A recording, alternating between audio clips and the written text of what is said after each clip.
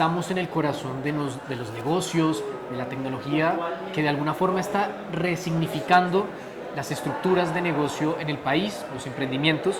Y a mi lado se encuentra Juan José Caro, director de Desarrollo de Negocios de Kantar. Bienvenido a Revista C-Level, ¿cómo estás? Sebastián, muchas gracias y agradecimiento para ustedes por estar cubriendo este evento tan importante. Juan, hoy hablaste como panelista de unos temas fundamentales, entre ellos SEO. Cuéntanos por qué este tema de posicionamiento SEO es importante para las industrias y también para los medios de comunicación. Yo creo que no es un tema nuevo. El SEO es un tema que viene desde hace alrededor de 15 o 20 años, pero pues las empresas que no lo estén aplicando, pues evidentemente no van a estar en la jugada, por decirlo coloquialmente. Básicamente lo que hablamos nosotros es que antes los equipos de mercadeo y ventas estaban al mando. Hoy los que están al mando son los consumidores o los que van a usar o a utilizar servicios o productos porque tienen el poder de decisión de poder buscar en plataformas online cuál es el mejor beneficio para ellos de tener o usar ese producto. Y lo que estamos viendo ahorita es una nueva era del consumo que le llamamos la era de los algoritmos, ¿no? Así es. Entonces, si yo busco por medio de una plataforma algún producto o servicio y el algoritmo no encuentra lo que tú estás vendiendo u ofreciendo, pues básicamente vas a estar por fuera.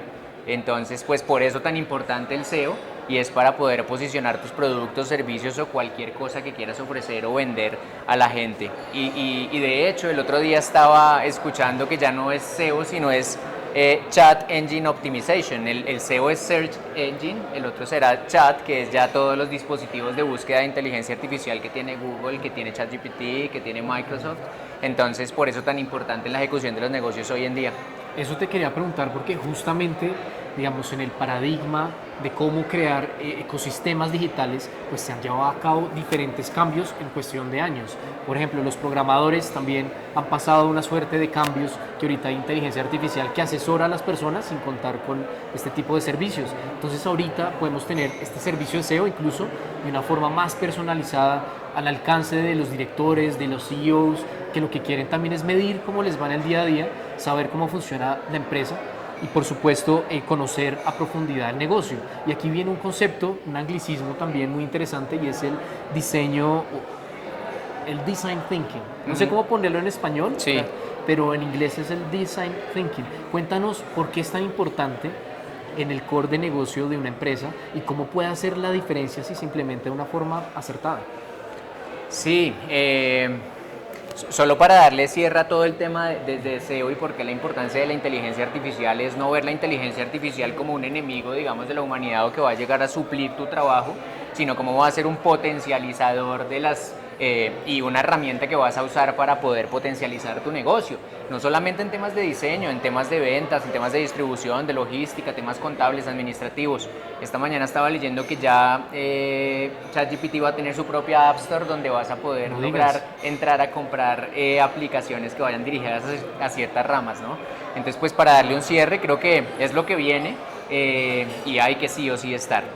En cuanto al Design Thinking, el Design Thinking es un modelo de pensamiento y de ejecución de proyectos de la Universidad de Stanford y es un modelo que no está lejano a lo que podemos aplicar hoy en día nosotros en Colombia. Okay. Puede sonar anglicismo, pero básicamente consiste en 5 partes. La primera es empatizar con el problema, es decir, tú vas a solucionar un problema, pero tienes que empatizar con él. Tú no puedes empatizar con un problema estando sentado desde tu escritorio. No le des la espalda, por ejemplo. Tal cual, pensando en esa persona que le está doliendo sin yo ir a hablar con ellos, estar dentro del mercado, y eso me tiene que sacar a mí de mi zona de confort y de mi comodidad, ¿no? Y ir al mercado a entrar a empatizar con el problema. Una vez tú empatizas con el problema, pasas a un segundo punto que es definir ese problema y entender por qué es importante. Y ese por qué es importante tú solamente lo logras con las personas que están adoleciendo ese problema. Entonces tienes que entrar a ver y solucionar cuantificas qué tanta gente está adoleciendo de eso y por qué es importante para ellos. El tercer paso del Design Thinking es la ideación. Y en esa ideación es, ok, tienes un problema, ¿cómo lo vas a solucionar? Y es proponer, es hacer divergencia, ¿no? Okay. Modelo de pensamiento de poner ideas para entender cómo vas a solucionar ese problema, y en el cómo lo vas a solucionar tienes que integrar a tu negocio en todas las áreas, financiera, de mercadeo, de ventas, gerencia general, tu planta y las personas que están adoleciendo el problema para generar ideas. El cuarto punto del design thinking es con todas esas ideas no lanzarte a escalarlo ni hacerlo masivo porque tienes que prototipar y ese prototipado te va a ayudar a ti a entender o a pivotear si realmente lo que tú estás haciendo está solucionando ese problema o no. No podemos ser tan, ¿cómo diría yo?, tan testarudos de pronto de pensar que con las ideas que ya generé voy a solucionar el problema y que se lo voy a solucionar a mucha gente y lo voy a escalar, sino que hay que prototiparlo.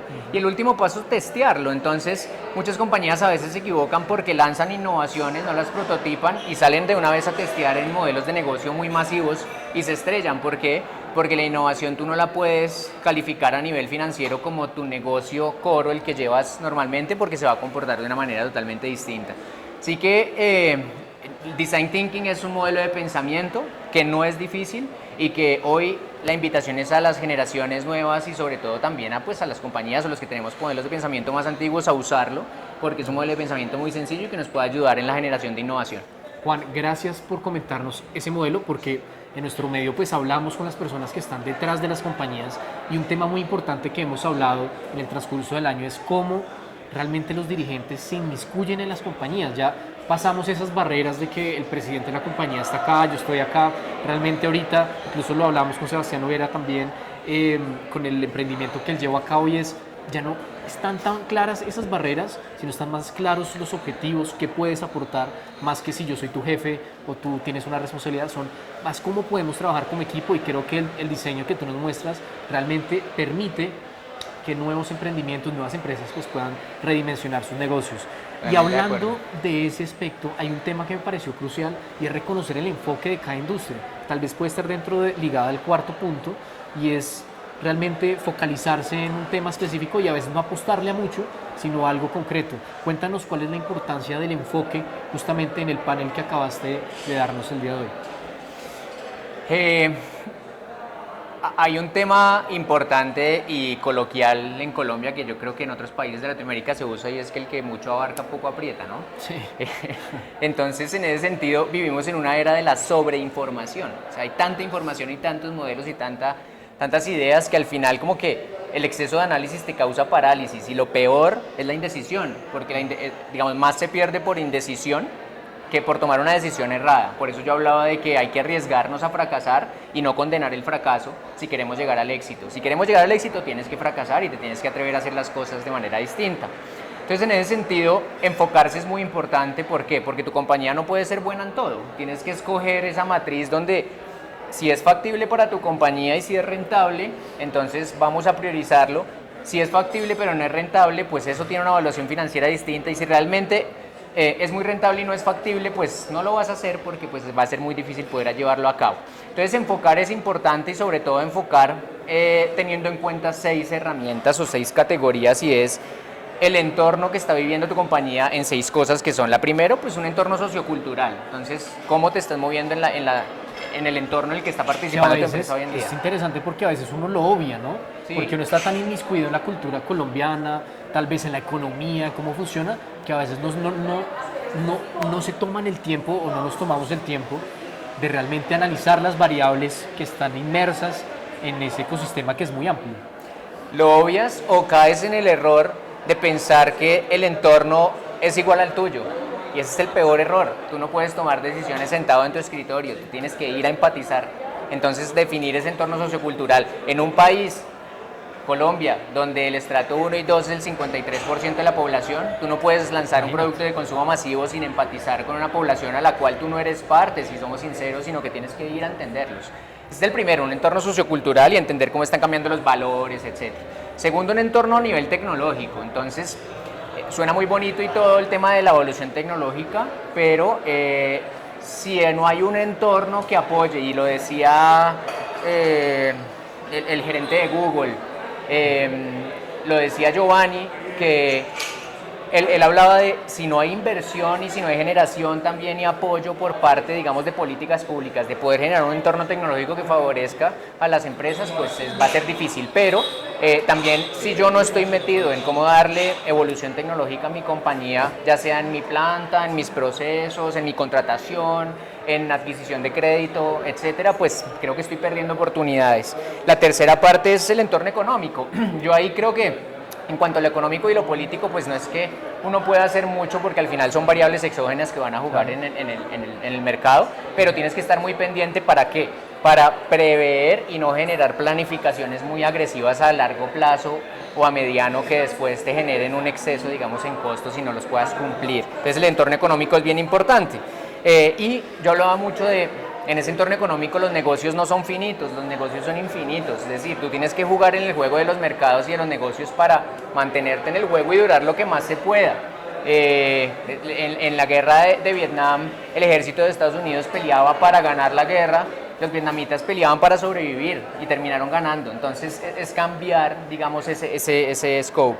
En cuanto al entorno ambiental, desde Kantar nosotros hoy tenemos un estudio que se llama Sustain to Gain y lo venimos haciendo hace 5 años y segmentamos las personas en 3 tipos. Los primeros les llamamos los ecoactivistas, los segundos los consideradores y los últimos los dismissers o los que la verdad pues eso no les importa. Los ecoactivistas es gente que le preocupa el tema de sostenibilidad medioambiental y de sostenibilidad en general y están haciendo y tomando acción. Ellos hoy representan el 14% de la población en Latinoamérica. Si nos vamos 5 años antes era menos del 7%, es decir, se duplicó en 5 años y puede que las compañías hoy no lo vean como el gran nicho de mercado porque no te va a mover la aguja la compañía, pero sí en 10 años va a pasar. Incluso hay muchas empresas, lo hemos hablado acá con Mercer, el tema de ESG es un tema fundamental para cambiar cómo las empresas pueden ser sostenibles y cómo pueden adaptar variables ambientales, sociales, incluso locales, al día a día de las compañías. Tal cual, sí, sí.